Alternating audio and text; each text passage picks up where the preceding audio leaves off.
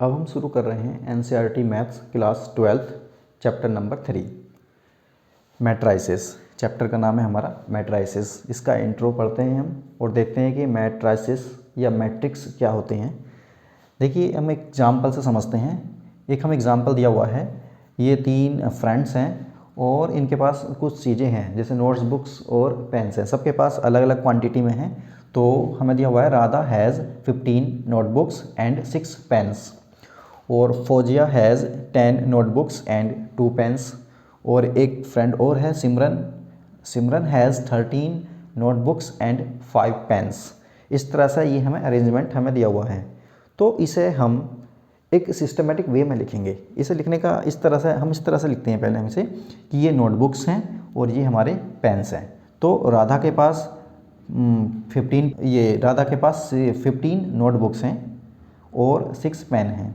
फौजिया के पास 10 नोटबुक हैं और ये 2 पेन्स हैं इसके पास। और सिमरन के पास हमारे 13 नोटबुक्स हैं और 5 पेन्स हैं।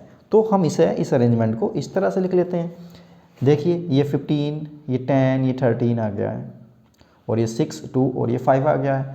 तो इसे एक रेक्टेंगुलर वे में लिखना, यही हमारा क्या कहलाता है, मैट्रिक्स कहलाता है। अभी हम इसकी डेफिनेशन वगैरह देखते हैं। तो ये वाला जो होगा हमारा, इसे बोलते हैं हम फर्स्ट रो। इस वाले को, पहले वाले को बोलेंगे हम फर्स्ट रो, इस वाले को बोलेंगे हम सेकंड रो, इस वाले को बोलेंगे हम थर्ड रो और नीचे होते तो फोर्थ रो हो जाता। और ये वाले जो होंगे हमारे, ये होंगे कॉलम। ये फर्स्ट कॉलम हो जाएगा हमारा, ये सेकंड कॉलम। ये हॉरिजॉन्टली वाले को हम बोलते हैं रो और वर्टिकल वालों को हम बोलेंगे कॉलम। और इसे हम दूसरी तरह से भी लिख सकते हैं और अभी देखते हैं हम इसे दूसरी तरह से किस तरह से लिख सकते हैं। देखिए यहाँ पर हमारे 2 कॉलम हैं और रो कितने हैं, रो हमारे 3 हैं। तो अभी हम इसका दूसरा तरीका भी देखते हैं कि इसे किस तरह से लिखते हैं। इस वाले एग्जाम्पल को हमने अभी देखा किस तरह से लिखा था, अब हम दूसरी तरह से लिखते हैं इसे। तो इस बार हमने क्या किया, नोटबुक्स और पेन्स इधर ले लिए हैं। ये राधा, ये फौजिया और ये सिमरन इसकी फ्रेंड्स हैं। तो नोटबुक्स हम देखते हैं।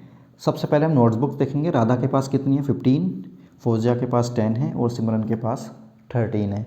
उसी तरह से हम पेन्स देखते हैं।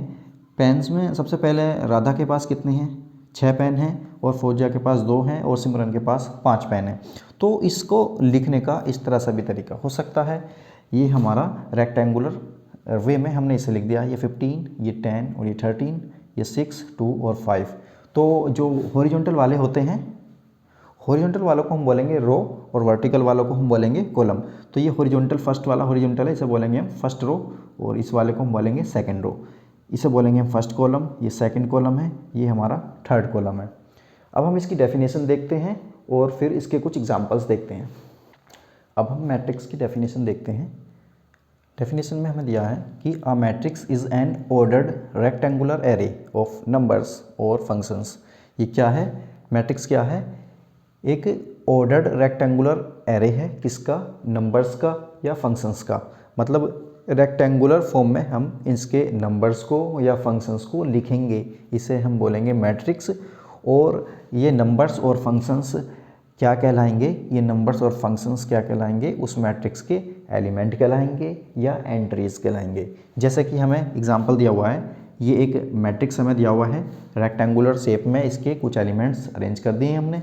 तो ये -2, 0, 3 ये सब क्या हैं इसके, ये इसके नंबर्स हैं और इन्हें हम क्या बोलेंगे, एलिमेंट्स ऑफ द मैट्रिक्स या एंट्रीज ऑफ द मैट्रिक्स। इसी तरह से हमें ये दिया हुआ है एग्जाम्पल भी, इसमें भी इस तरह से। देखिए ये हमारे जो एलिमेंट्स हैं इसके अंदर कुछ भी हो सकते हैं, फंक्शंस भी हो सकते हैं या नंबर्स भी हो सकते हैं। और नंबर वो रियल नंबर भी हो सकते हैं या कॉम्प्लेक्स नंबर भी हो सकते हैं, कुछ फंक्शंस भी हो सकते हैं। देखो ट्रिग्नोमेट्रिक फंक्शंस दे दिए इसमें सी में। तो इस तरह से हमारा मैट्रिक्स होगा। ये रेक्टेंगुलर शेप में है, ये सभी रेक्टेंगुलर हैं।